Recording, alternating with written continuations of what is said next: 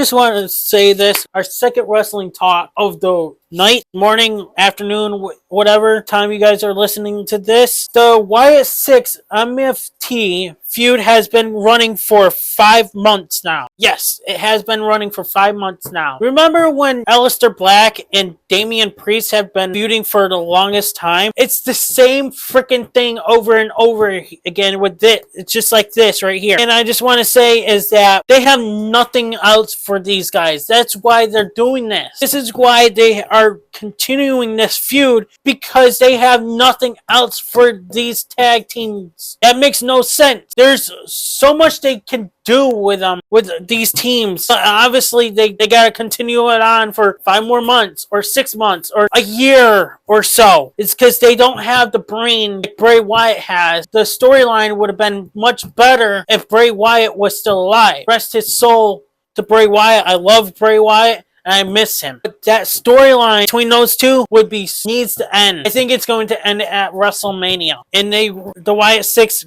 gets Nikki Cross almost had the lantern.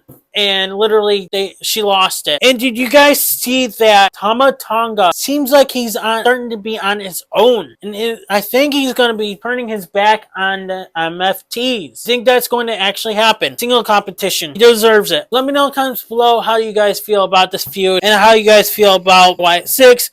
Do you think the Wyatt Sicks should be a stronger group? Like they first started dominated the locker room and acted like they killed them and shit. That's what they should be doing. Scaring the whole locker room and shit. Like they did in the first place when they first started. But no, obviously that's not happening anymore.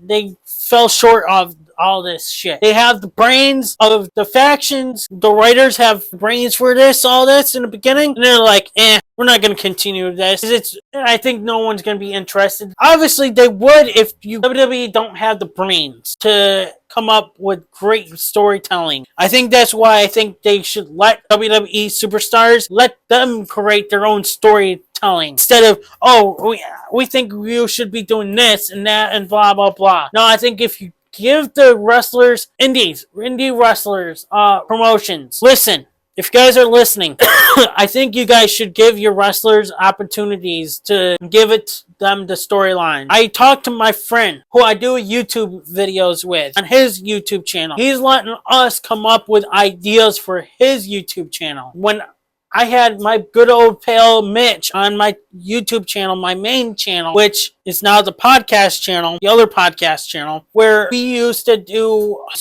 some stories over there. And I gave him some ideas. And he came up with some ideas of myself. And we were like non-scripted or anything. We just came up with the shit on the fly. On camera. We didn't care if it was shitty or not. I think this is what WWE should be doing. Giving their superstars chances to make their own storyline. But let me know in the comments below how you guys feel about MFTs and this feud going on.